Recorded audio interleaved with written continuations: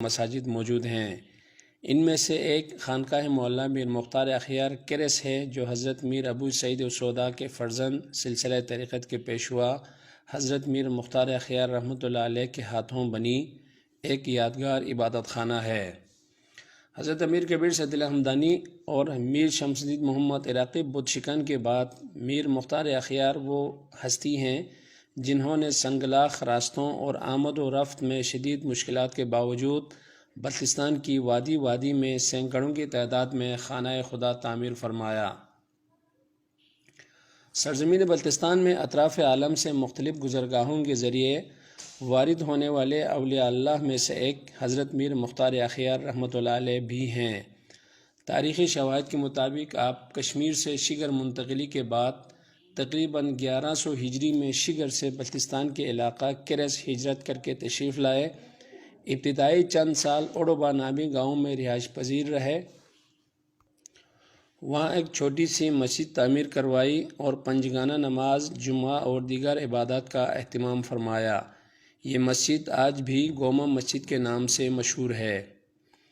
مقامی راجہ اور خپلو کے راجہ کی خواہش پر آپ نے کرس میں ہی مستقل سکونت اختیار کرنے اور تبلیغ کا سلسلہ جاری رکھنے کا فیصلہ کیا۔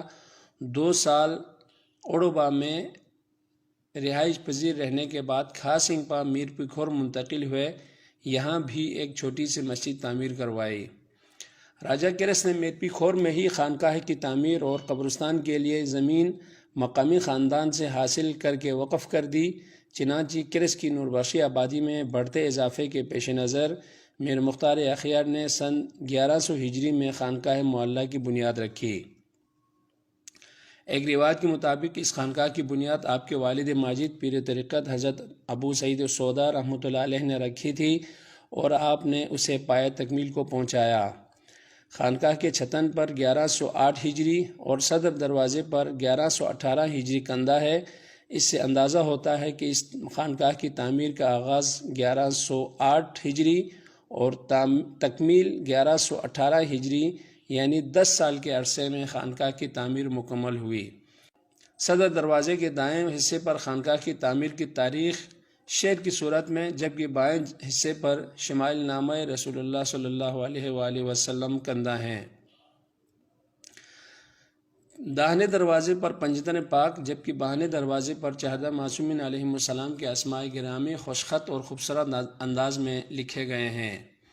میر مختار اخیار نے اس خانقاہ کی تعمیر مکمل ہونے کے بعد تقریباً 11 سال خطابت اور امامت کے فرائض سر انجام دیے اور 1131 ہجری میں کرس میں ہی اپنے خالق حقیقی سے جا ملے اور اسی جگہ دفن ہوئے جسے آپ نے اپنی حیات میں ہی اپنی قبر کے لیے منتخب کر رکھی تھی۔ خانقاہ معلیٰ کی خطابت و امامت کی ذمہ داری میر مختار اخیار رحمۃ اللہ علیہ کے خاندان کے سادات ادا کر رہے ہیں۔